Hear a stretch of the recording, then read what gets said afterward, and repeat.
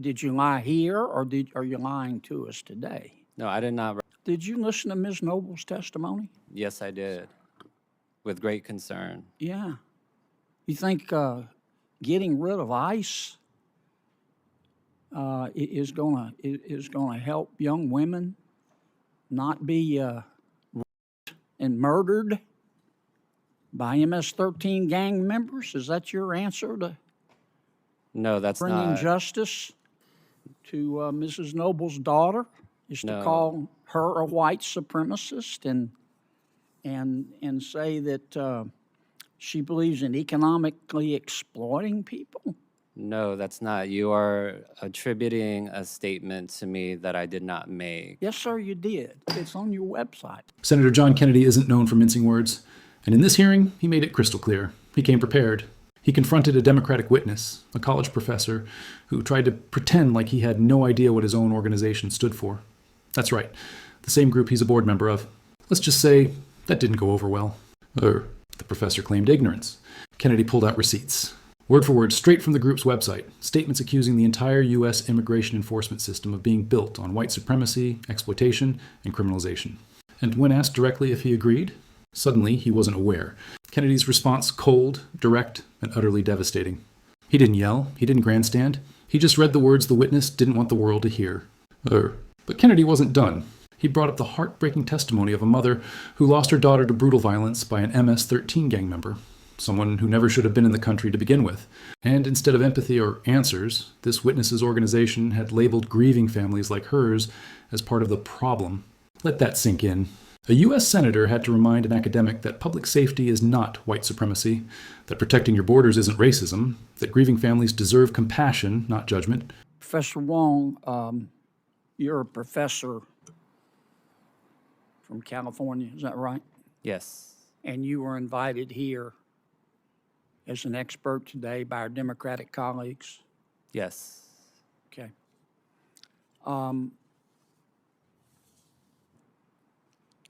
You're on the board of directors of the California Immigrant Policy Center. Is that right? Yes, it is. And I'm looking at your website. You and the center believe, I want to quote, if that's okay. According to you and the center, quote, the immigration enforcement system is built on white supremacy, economic exploitation, and criminalization, and must be dismantled, end quote. Is that correct? I'm not aware of that statement. Here it is, right from your website, and you're on the board of directors. Do you believe that our immigration system is built on white supremacy? No, sir. Well, you said it, Professor. Kennedy asked the question every American should be asking. Did you lie then, or are you lying now? No escape, no spin, just a spotlight on the truth. And when the professor tried to wiggle out of it, claiming it wasn't his statement, Kennedy hit back. You're on the board. Own it. It's not just a quote on a website, it's a mindset. A mindset that's been quietly influencing policy behind the scenes. And Kennedy dragged it, kicking and screaming into the light. Did you lie here, or are you lying to us today? No, I did not write that statement. That I'm on the board of directors of an organization called the California Immigrant Policy Center that advocates for legislative changes in the state of California to improve the lives of immigrants. I'm not aware of that statement. Well, you ought to go look at your website. Are you talking about my personal website? I'm talking about the California Immigrant Policy Center. Yes, I'm not aware of that statement on the board you California sit. Immigrant Policy You Center's say website.